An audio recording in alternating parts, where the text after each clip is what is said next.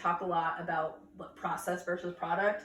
So I'm usually more focused on the product, but then that's like making it so I'm not enjoying myself in the, we were talking today where you're like, what were you thinking when you did this stroke? And I joked, this is terrible. And that's often what it is, where I'm looking at it and I'm like, here's how to fix it. Here's how to fix it. Oh, wow. Yeah. So I'm very analytical and, very technical with my work a lot. And so that's why I want to be taking more into creativity and integrating mistakes and just being there for the process rather than only focusing on the product. Yeah, that's something that I find myself really trying to focus on with theater or anything. For me, it's all about the process. It is the best way to approach stuff. I think that that's like, having worked in art education with adults and kids, that's the biggest difference. Whereas like I'm way more on the quote unquote adult side, where adults get super in their head and they only want a good product. Yeah. And if they don't come away with something that they're like feeling proud of, then they didn't have a good time. And so it honestly makes it a lot harder for adults to learn art because they just have this mental block, right? So they don't want to try anything new. They don't want to be bad at stuff anymore.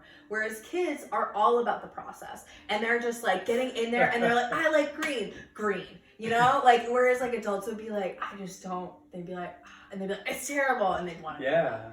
Yeah. So I think that like, I find myself falling into that same trap, which is why, because I have this awareness and know the difference, I'm trying to rewire my thinking towards it. Yeah.